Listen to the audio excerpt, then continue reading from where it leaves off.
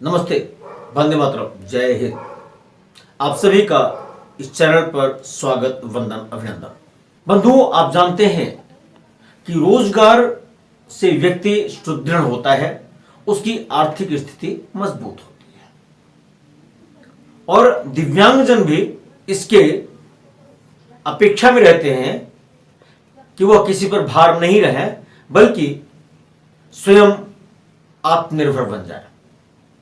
हालांकि भारत सरकार की आत्मनिर्भर योजना है आत्मनिर्भर भारत, और भी बहुत सारे योजनाएं हैं। कुछ बंधु उसका उपयोग भी कर रहे हैं, परंतु प्रत्येक व्यक्ति में यह भाव होना चाहिए कि वो स्वावलंबी बने।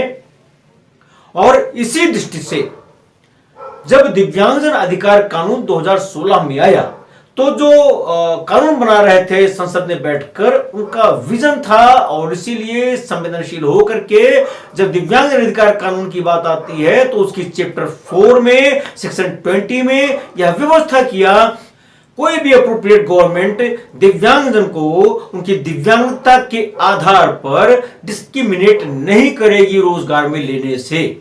और साथ ही इसके परंतु भी जोड़ा, यदि संस्थान के कार्य की प्रकृति ऐसी है या कुछ इस तरह से परिस्थिति बनती है, तो सरकार नोटिफिकेशन जारी करके ऐसे संस्थान को इस प्रावधान से मुक्त भी कर सकती है। यानी दिव्यांगजन को कुछ संस्थानों में नियुक्ति से मना किया जा सकता है। आपको यह भी याद होगा कि इसके लिए जब सरकार नोटिफाई करती है तो एक एक्सपर्ट कमेटी बनाती है और पदों का चिन्हांकन होता है। पदों का चिन्हांकन एक ऐसी तकनीकी प्रक्रिया है जिसमें प्रशासनिक आधार पर यह तय किया जाता है कि कौन सा व्यक्ति कौन सा कार्य कर पाएगा, किस विभाग की, किस संस्थान की कार्य की प्रकृति कैसी है। मैंने कई बार यह कहा है कि जब भी ऐसी विशेषज्ञ समितियां बनती हैं तो उसमें चूंकि अब दिव्यांगता के प्रकार 21 हो गए हैं और जिनको हम आरक्षण देने की बात करते हैं, नौकरियों में नियुक्ति करने की बात करते हैं, उनके प्रतिनिधि या ऐसे विशेषज्ञ लोग वहां होने चाहिए जो इस बात को तय कर सकें कि कार्य की प्रकृति क्या है और दिव्यांगजन क्या क्या कर सकते हैं। अब यहां एक खास बात आती है, जो कार्य की प्रकृति तय कर रहे हैं, क्या वे इस स्तर की विशेषज्ञता रखते हैं कि कौन दिव्यांगजन कौन सा कार्य कर पाएगा या कौन सा कार्य नहीं कर पाएगा? हां, हो सकता है कुछ लोग इतने विशेषज्ञ हों, परंतु यहां पर एक खास बात मैं जरूर रखना चाहूंगा, every person is the best जज फॉर हिमसेल्फ। प्रत्येक व्यक्ति स्वयं के लिए बहुत अच्छा न्यायाधीश साबित होता है। यानी वो क्या गलत करता है, क्या सही करता है, यह वो अच्छी तरह समझता है। इसीलिए मैं बार बार इस बात को निवेदन भी करता हूं और सरकारों से आग्रह भी करता हूं कि जब भी ऐसी समितियों की बात आए तो वहां पर जिन जिन को आपको आरक्षण देना है, उन व्यक्तियों के समूहों को या व्यक्तियों को या उस क्षेत्र में कार्य कर रहे दिव्यांगजन को उस समितियों में अवश्य शामिल करें, अन्यथा जो उद्देश्य होता है वह फ्रस्ट्रेट हो जाता है। एक कहावत आपने सुनी होगी, जाके पांव न फटी बेवाई सो का जाने पीर पराई। यानी दर्द कहां है, उस दर्द का निपटान वो कैसे करेगा, वह व्यक्ति बेहतर जानता है।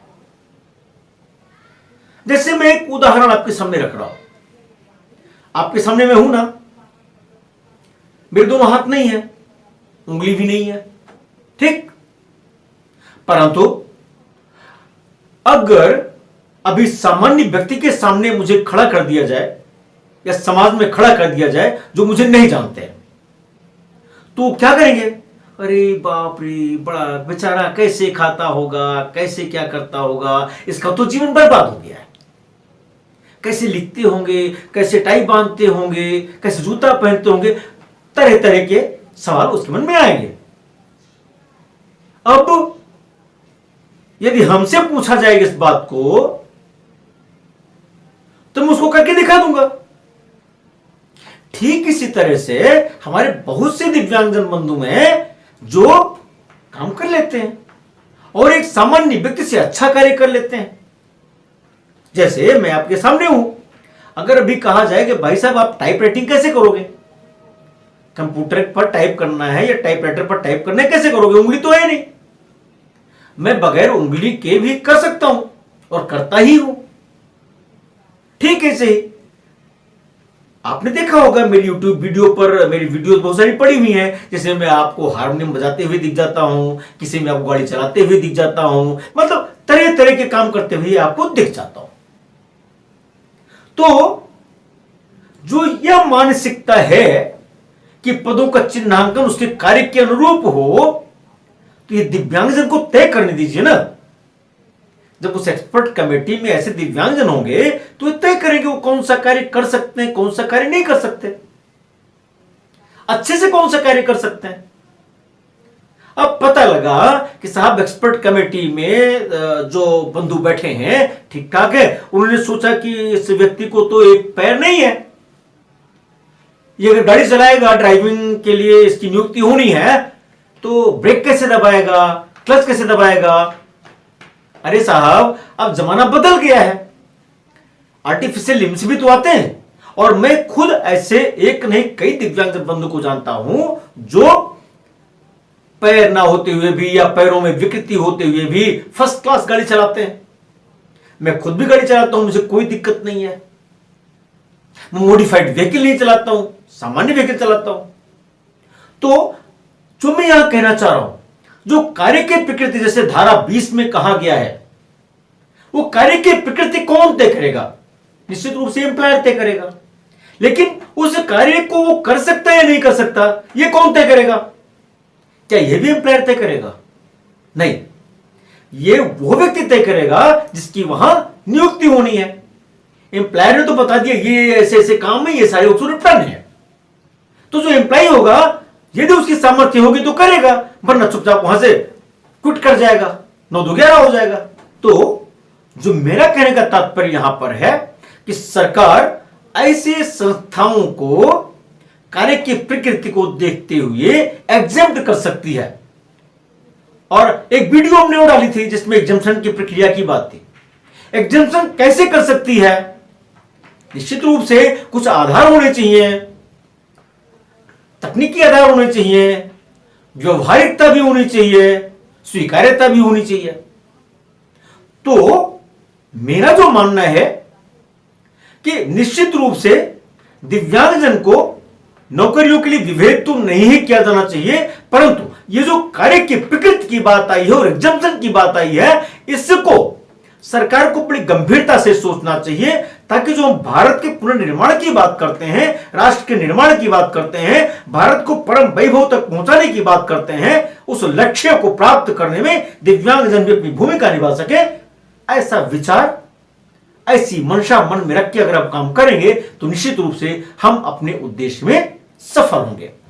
और दिव्यांगजन को भी यह चाहिए कि वे अपनी स्किल से, अपने हुनर से ये साबित करके दिखा दें। हालांकि दिखाया भी है, परंतु ऐसे जो बंधु हैं जो अभी दिखाने का प्रयास कर रहे हैं, और डेवलप करना चाहिए ताकि वो एक मिसाल बन सके।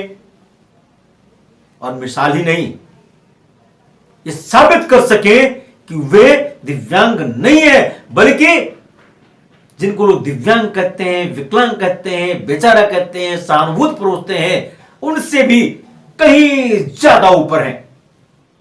मुझे लगता है आप हमारी बात से सहमत होंगे। और यदि आप सहमत हैं और अभी तक आपने हमारे चैनल को सब्सक्राइब नहीं किया है तो कृपया सब्सक्राइब विद नोटिफिकेशन कीजिए। लाइक कमेंट का निवेदन रहेगा आपसे। बहुत बहुत धन्यवाद। वंदे मातरम। जय हिंद।